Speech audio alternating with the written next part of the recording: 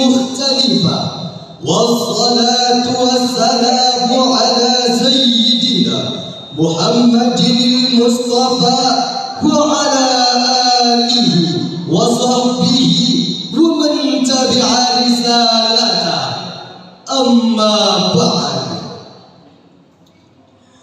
Dewan Hakim, hadirin yang kami muliakan, persatuan dan kesatuan adalah kunci kehidupan negeri ini. Satu kata dalam bertindak, satu ucapan dalam berbicara adalah satu kemutlaqan yang harus dimiliki bangsa ini. Indonesia adalah negara yang besar, aneka suku, beda warna, beda ras, ragam bahasa yang kita miliki. Bukan berarti harus beda dalam menyikapi keutuhan negeri ini. Suku Aceh dengan kalimat Puhabana, orang Makassar bilang apa kareba, orang Bandung mengatakan Puhabana. Itu warna bahasa yang semakin menunjukkan kekuasaan Allah terhadap Indonesia yang dibungkus dengan Bhinneka Tunggal Ika. Namun hadirin, kenyataan yang terjadi kadang berbanding terbalik dengan potret kehidupan bangsa ini. Nasionalisme yang didengungkan oleh para pahlawan terdahulu sudah mulai tercapit dikarenakan beda suku. Keberagaman yang disuarakan oleh para ulama terdahulu sudah mulai punah di dalam hati anak bangsa. Malabis membuta sikap remartian, rasa daerahnya paling mulia muncul ke permukaan. Isu sara kembali terjadi di media sosial pada awal Februari tahun 2021. Kenangan duka peperangan antara etnis Dayak dan Madura kembali terjadi di media sosial.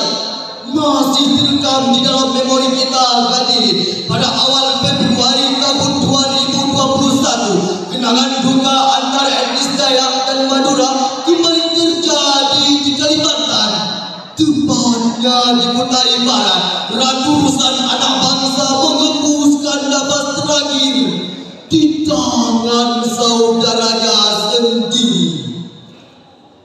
Hadirin, dilatar belakangi oleh hal tersebut, izinkan kami tiga serangkai al-fakir untuk mengangkat sebuah topik syarahan dengan judul Membangun Persatuan dalam Keberagaman, Upaya Mewujudkan Indonesia Bermartabat. Sebagai referensi awal syarahan kami, dalam kitab suci Al-Quranul Karim, Surah Al-Hujurat ayat 13, Allah berfirman, A'udzu billahi minasy syaithanir rajim.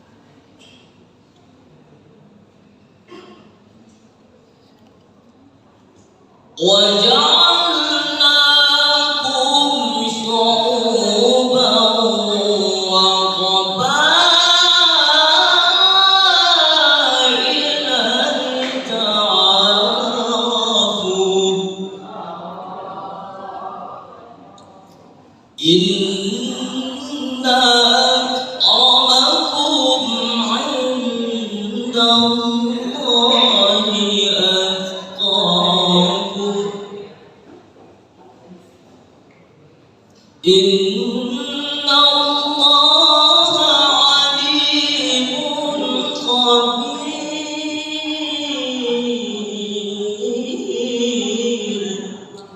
Aku berlindung kepada Allah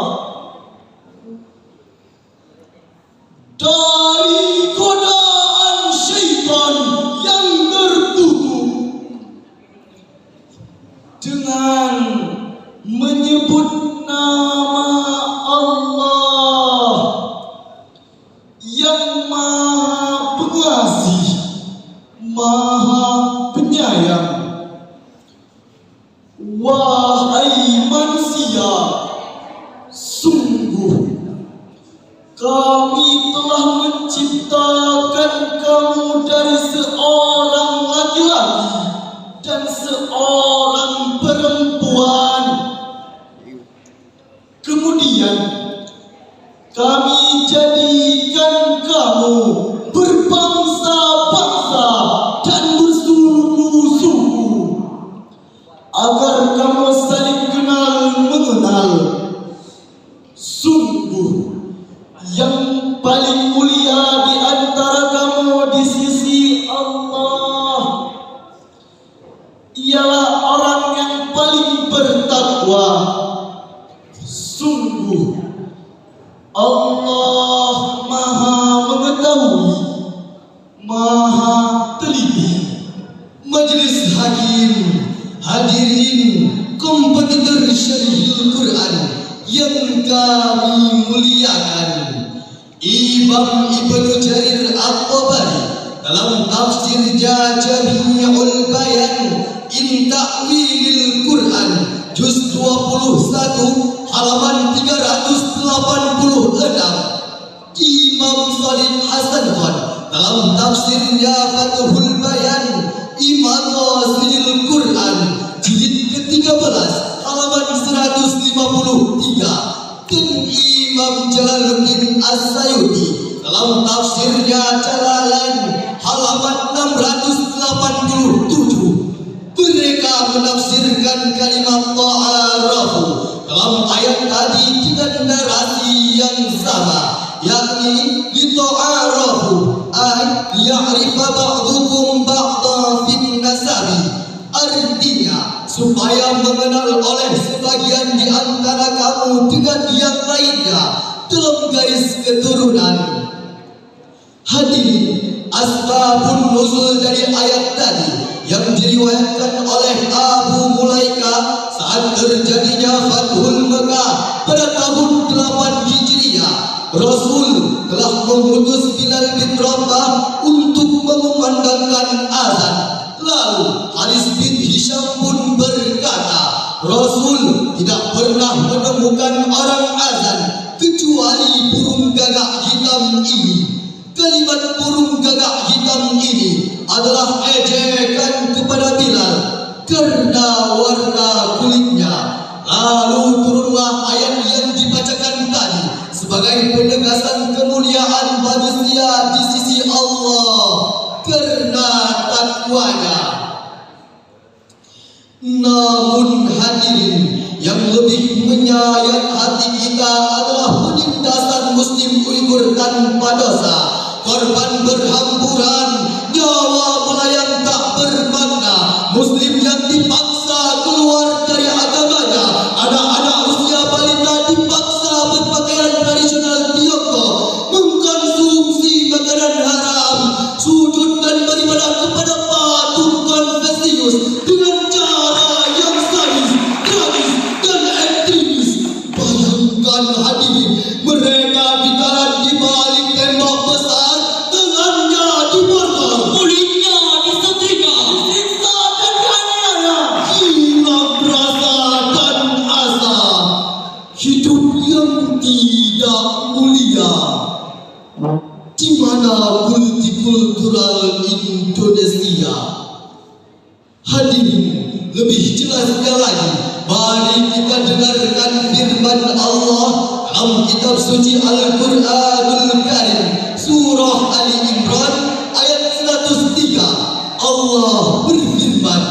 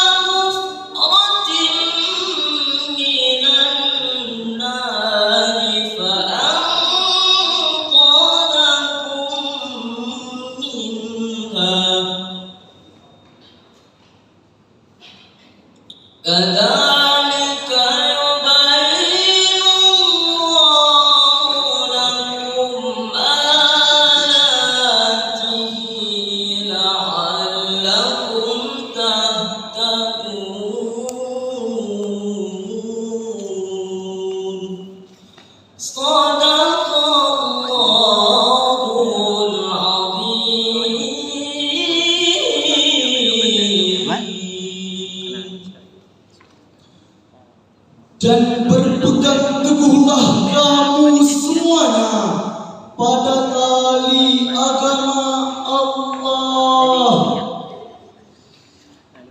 dan janganlah kamu bercerai-berai, dan ingatlah nikmat Allah kepadamu ketika dahulu kamu bermusuhan, lalu Allah menyelamatkanmu dari sana.